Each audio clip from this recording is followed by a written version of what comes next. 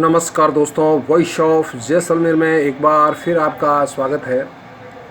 दोस्तों, मैं जो आपको दृश्य दिखा रहा हूँ यह है रोहिड़ा या फिर टेकोमेला उंडुलता, इसका वानस्पतिक नाम है। यह राजस्थान का राजकीय पुष्प यह मुख्यतः राजस्थान के थार मरुस्थल और पाकिस्तान में पाया जाता है। रोहिड़ा वृक्ष राजस्थान के करीब करीब प्रत्येक यहाँ इसी क्रम में एक और रोहिड़ा, यह लाल फूलों से लदा हुआ है और इसकी भी विशालता अपने आप में एक इसकी उम्र की कहानी कह रही है। तो अमूमन जब हम ऐसे बड़े तने देखते हैं तो लोग इनको छोड़ते नहीं हैं, क्योंकि इनकी लकड़ी मैंने जैसा बताया बहुत उपयोगी है। यहाँ कुछ पुष्प गिरे हुए भी हैं, मैं नज़दीक चल के आपको दिखाने का प्रयास करता हूँ। तो यह रोहिड़े के पुष्प जो टूट करके गिर चुके हैं।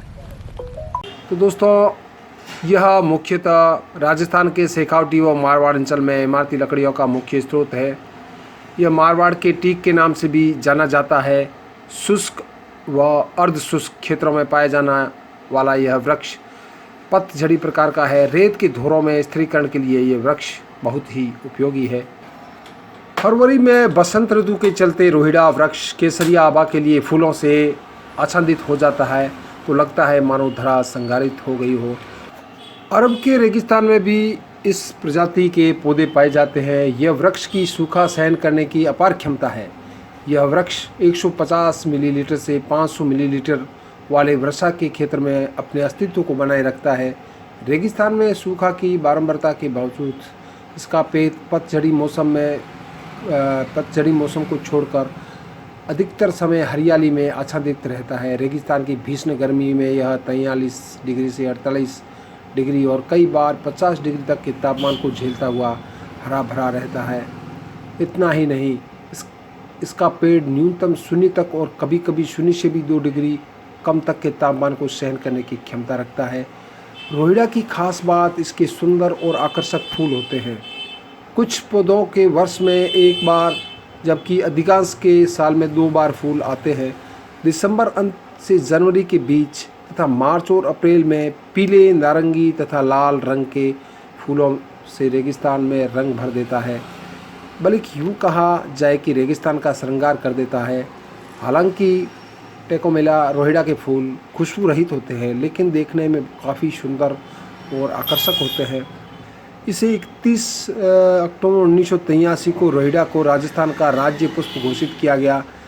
जैव विविधता को बनाए रखने में टेकोमेला रोहिड़ा का रेगिस्तान में खास अहमियत है। गंधहीन होने के बावजूद इसमें फूलों के आने पर मधुमक्खियाँ, तितलियाँ और असंख्य रसभक्षी कीट व तरह तरह के पक्षी रस चूसने के लिए इसके चारों तरफ मंडराते रहते हैं।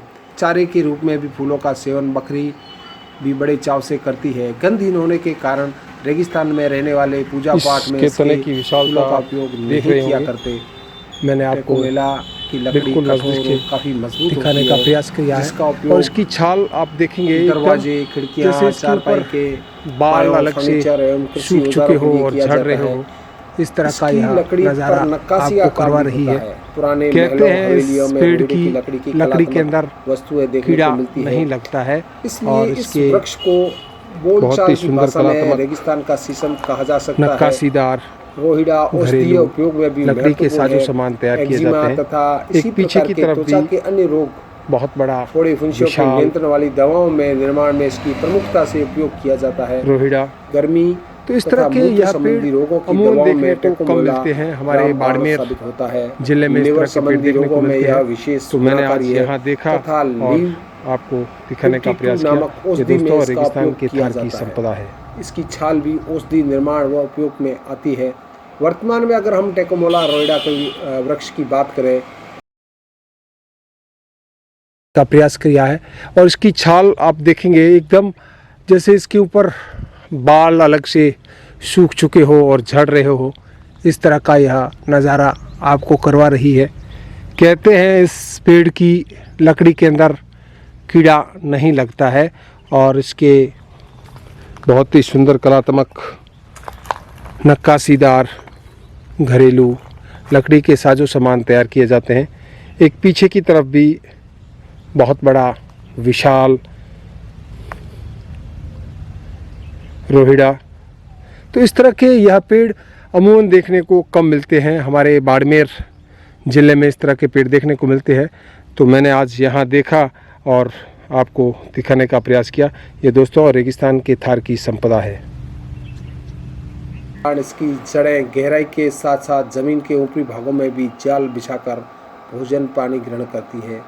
यह न केवल रेगिस्तान की मिट्टी को बांध कर रखती है बल्कि इसके प्रसार को भी रोकती है। लेकिन इंसानों द्वारा अपने फ़ायदे के लिए रेगिस्तान के इस इकलौते पेड़ के साथ छेड़छाड़ से न केवल इसके अस्तित्व को पर खतरा मंडराने लगा है बल्कि जैव विविधता पर भी नकारात्मक प्रभाव पड़ने लगा है। तो दोस्तों आज मैं जंगल में गया और मैंने यह रोहिड़े के विशाल वृक्ष देखे, इसके बारे में मैंने आपको बताया। तो दोस्तों मुझे दे इजाज़त। जय हिंद, जय भारत।